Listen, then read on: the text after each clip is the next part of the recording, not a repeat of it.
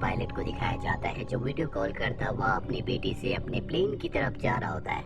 इससे पहले कि वो फ्लाइट को टेक ऑफ करता उसे बताया जाता है कि इस फ्लाइट में एक कातिल भी है जिसे तुम्हें अपने साथ ले जाना होगा। दरअसल ये फ्लाइट सिंगापुर से होनोलुलु होते हुए टोक्यो की तरफ जा रही है और अब बाकी मुसाफिर भी सब के सब फ्लाइट में बैठ जाते हैं। ये फ्लाइट को टेक ऑफ करते हैं जहाँ पर ब्रॉडी अपने को पायलट को अपनी बेटी की फोटो दिखाता और कहता है कि हम दोनों का इस दुनिया में एक दूसरे के अलावा कोई भी नहीं है, जल्दी हम एक दूसरे से मिलने वाले हैं। अब पूरा दिन सफर करने के बाद जब रात होती है तो मौसम खराब होना शुरू हो जाता है। ब्रॉडी रेडियो से कंट्रोल रूम में कांटेक्ट करने की कोशिश करता है लेकिन उसका कांटेक्ट नहीं हो पाता क्योंकि रेडियो काम नहीं कर रहा होता। और तभी बिजली चमकती है और बिजली प्लेन से टकराती है जिससे प्लेन में एक झटका लगता है। ब्रॉडी पीछे सभी पैसेंजर्स को देखने के लिए जाता है जो सब के सब पूरी तरह से ठीक होते हैं, लेकिन एक बार फिर से बिजली चमकती है और प्लेन से टकराती है जिस वजह से ब्रॉडी भी गिर जाता है। उसके सर पर चोट आती है। ब्रॉडी किसी तरह से वापस अपनी सीट पर आता है और अपने को पायलट से कहता है कि हमें जल्दी से जल्दी लैंडिंग करनी होगी क्योंकि अगर और बिजली प्लेन से टकराई तो हमारा प्लेन क्रैश हो जाएगा। और अब ये नीचे की तरफ जाना शुरू कर देते हैं। वही प्लेन के अंदर दिखाया जाता है जहाँ पर एक मुसाफिर अपनी बेल्ट को खोल देती है। इसे देखकर वो ऑफिसर जो मुजरिम को अपने साथ इसी प्लेन से ले जा रहा होता है वो भी अपनी बेल्ट खोल देता है। अब क्योंकि प्लेन बहुत तेजी से नीचे की तरफ जा रहा होता है इसीलिए वो ऑफिसर ऊपर से टकराता है जिससे उसकी मृत्यु हो जाती है। ब्रॉडी देखता है कि ये एक आइलैंड के ऊपर है इसीलिए वो इमरजेंसी लैंडिंग करने का तय करता है और बहुत ही सुरक्षित तरीके से वो प्लेन को लैंड कर देता है। लैंड होने के बाद उसके पास एक एयर होस्टेस आती है जो बताती है कि ऑफिसर की मृत्यु हो चुकी है। वहीं दूसरी तरफ इस कंपनी का जिस कंपनी का प्लेन है उसके ओनर को पता चल जाता है कि प्लेन कहीं गायब हो चुका है क्योंकि प्लेन अपनी जगह पर लैंड नहीं हुआ होता, ना ही प्लेन का उससे कोई संपर्क होता है। इसीलिए कंपनी का ओनर एक रेस्क्यू ऑफिसर को यहाँ पर बुलाता है। इसका काम है कि ये उस प्लेन को ढूंढेगा जो प्लेन कहीं गायब हो चुका है। वहीं ब्रॉडी को दिखाया जाता है जो सभी पैसेंजर्स को कहता है कि प्लेन में अब भी बिजली मौजूद है, हम इससे प्लेन को दोबारा से स्टार्ट करने की कोशिश करेंगे। तुम में से किसी को घबराने की जरूरत नहीं है, हर किसी को हर तरह की फैसिलिटी मिलेगी। अब ये प्लेन को चेक करते हैं तो इन्हें पता चलता है कि प्लेन में जो बिजली है वो बहुत कम है, इसीलिए यहाँ पर इन्हें किसी का इंतजार करना होगा। यहाँ ब्रॉडी का जो को पायलट होता है वो कहता है कि हम जिस आइलैंड पर फंसे हैं ये एक प्राइवेट आइलैंड है जहाँ पर ऐसे लोग हैं जो किसी सरकार को किसी गवर्नमेंट को नहीं मानते और अगर वो हम तक पहुँच गए तो वो हमें नुकसान पहुँचा सकते हैं। अगर उन्होंने हमें पकड़ लिया तो गवर्नमेंट भी हमें बचा नहीं पाएगी। अब ब्रॉडी कहता है कि हमें किसी भी कीमत पर जल्द से जल्द यहाँ पर रेडियो को ठीक करना होगा ताकि हम रेस्क्यू टीम को यहाँ पर बुला सकें। और पूरी तरह से चेक करने के बाद समझ जाते हैं कि रेडियो को ठीक नहीं किया जा सकता, इसीलिए सब पैसेंजर्स को बताते हैं कि हमें आइलैंड के दूसरी तरफ जाना होगा जहाँ पर हम किसी रेडियो को ढूंढकर रेस्क्यू टीम को यहाँ पर बुला लें। ब्रॉडी कहता है कि मैं अपने साथ मुजरिम को जिसका नाम माइकल है उसे ले जाऊंगा। और अब माइकल की हथकड़ी खोल दी जाती है जिसके बाद ब्रॉडी उसे अपने साथ ले जाता है। रास्ते में माइकल ब्रॉडी से पूछता है कि तुमने मुझे क्यों चुना। ब्रॉडी बताता है कि मैं तुम्हें उनके साथ छोड़कर उन्हें नुकसान नहीं पहुंचाना चाहता था, ये जंगल बहुत खतरनाक है, मैं चाहता हूं कि तुम मेरे साथ मिलकर उन लोगों का सामना करो जो हमें नुकसान पहुंचाना चाहते हैं, इसीलिए मैं तुम्हें अपने साथ लाया। वही आइलैंड पर हमें इस आइलैंड के बुरे लोगों को दिखाया जाता है जिनके पास एक आदमी आता है और उनके ग्रुप का जो सरदार होता है वो आदमी उसे बताता है कि इस जंगल में इस आइलैंड में एक प्लेन ने अभी अभी इमरजेंसी लैंडिंग की है। ये सुनने के बाद वो सरदार उसे कुछ पैसे देता है। दरअसल अब वो उन सब लोगों को लूटना चाहता है जो उस प्लेन में थे। वहीं ब्रॉडी और माइकल एक दूसरे से बात करते हुए आगे बढ़ रहे होते हैं और तभी माइकल जो पीछे चल रहा होता है उसकी आवाज बंद हो जाती है। ब्रॉडी जब पीछे देखता है तो वहाँ पर माइकल नहीं होता, वो भाग चुका होता है, लेकिन ब्रॉडी इस बात की परवाह नहीं करता क्योंकि वो जल्द से जल्द किसी रेडियो को ढूंढकर यहाँ मदद मंगवाना चाहता है।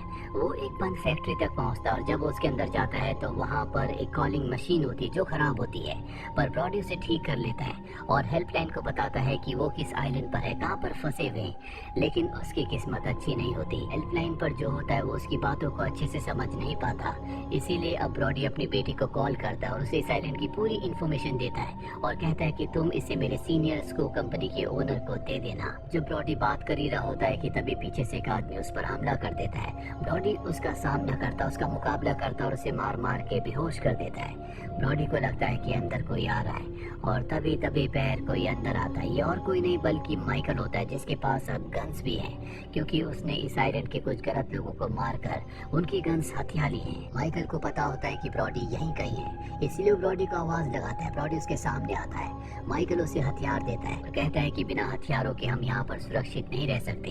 ये दोनों के दोनों नीचे आते हैं जहाँ पर एक कैमरा होता है और जब ये उस कैमरे की रिकॉर्डिंग को चेक करते हैं तो इन्हें पता चलता है कि इस आइलैंड पर जो बुरे लोग रहते हैं वो यहाँ पर फंसे हुए लोगों को टॉर्चर करते हैं और उनके परिवार वालों से अच्छी खासी रकम वसूल करते हैं। अब ब्रॉडी और उसका साथी माइकल दोनों समझ चुके हैं कि इनके वो साथी जो प्लेन के पास है उन सबकी जान खतरे में है, इसीलिए बाहर आकर गाड़ी में बैठकर उस तरफ निकल पड़ते हैं जहाँ पर प्लेन क्रैश हुआ है। वहीं सभी मुसाफिरों को दिखाया जाता है जिन्हें गाड़ी की आवाज आती है।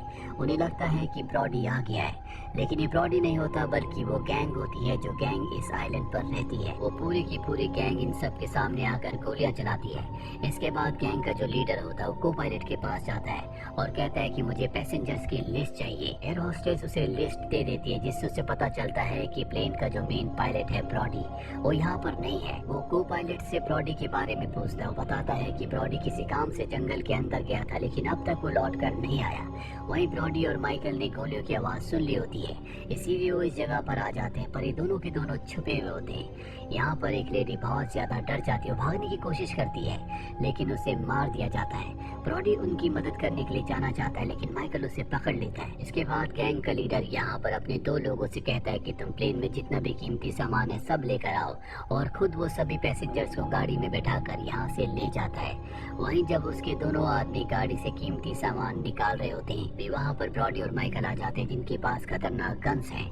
वो उनमें से एक से पूछते हैं कि बताओ वो उन सब आदमियों को लेकर कहाँ पर गए हैं। वो बताता है कि यहाँ पर एक फैक्ट्री है, गैंग उन्हें वहीं लेकर गई होगी।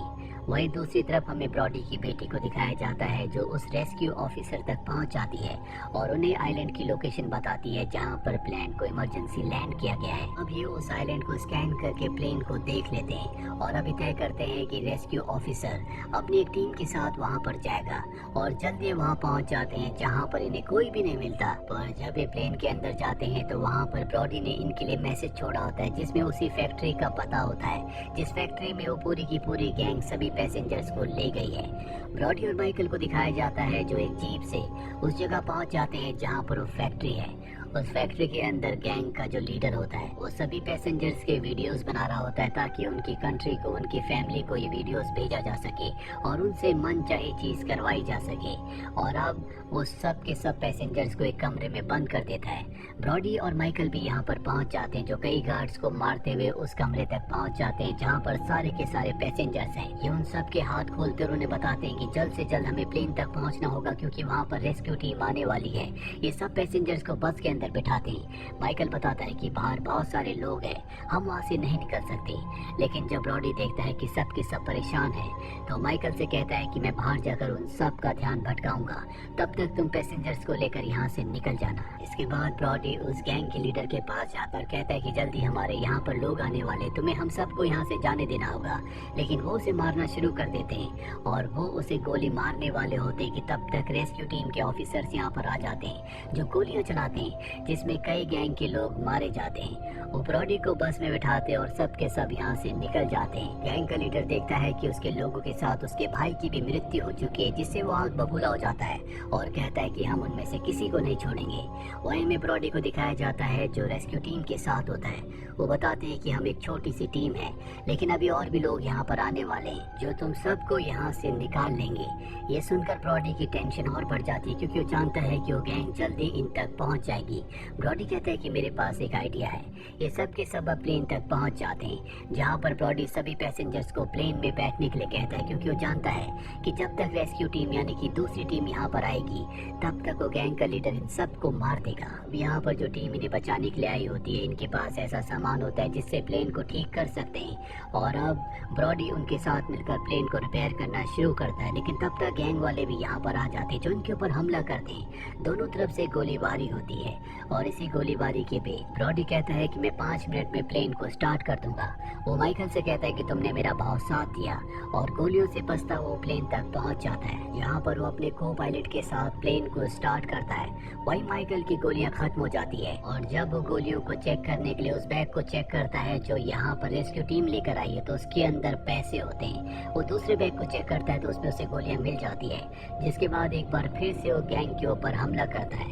अब प्लेन स्टार्ट हो चुका है, सबके सब एक एक करके प्लेन में चढ़ जाते हैं, लेकिन माइकल प्लेन में नहीं चढ़ता। वो पैसों का बैग लेकर जंगल की तरफ भाग जाता है। प्लेन कंपनी का जो ओनर होता है वो ब्रॉडी से कहता है कि तुम टेक ऑफ करो, मैं तुम्हें बताऊंगा कि तुम्हें कहाँ पर लैंड करना है। और अब ब्रॉडी यहाँ पर प्लेन को टेक ऑफ करने की तैयारी करता है, लेकिन गैंग का जो लीडर होता है वो रॉकेट लॉन्चर लेकर उसे उड़ाना चाहता है, लेकिन माइकल उसे देख लेता है, और इससे पहले कि वो रॉकेट लॉन्चर से प्लेन पर हमला करता, माइकल उसे मार देता है। ब्रॉडी माइकल को ऐसा करते हुए देख लेता है। ब्रॉडी इसके बाद प्लेन को टेक ऑफ करके इस आइलैंड से दूर ले जाता है। वहीं माइकल, जिसके पास पैसों से भरा हुआ बैग है, वो पैसों को लेकर जंगल की तरफ भाग जाता है। ब्रॉडी अपने को पायलट के साथ आइलैंड से तो निकल चुका है, लेकिन एक बार फिर से प्लेन में खराबी आ जाती है। ब्रॉडी किसी तरह से प्लेन को रनवे पर लैंड करता है, और एक बार फिर से वो सबकी जान बचा लेता है। अब यहाँ पर रेस्क्यू टीम भी आ जाती है। ब्रॉडी और माइकल की बहादुरी की वजह से सबकी जान बच गई। इसके बाद ब्रॉडी अपनी बेटी को कॉल करता है, जो उसका इस दुनिया में सब कुछ है। ब्रॉडी की बेटी भी अपने पिता से बात करके बहुत खुश होती है, और इसी के साथ ये फिल्म, ये कहानी यहीं पर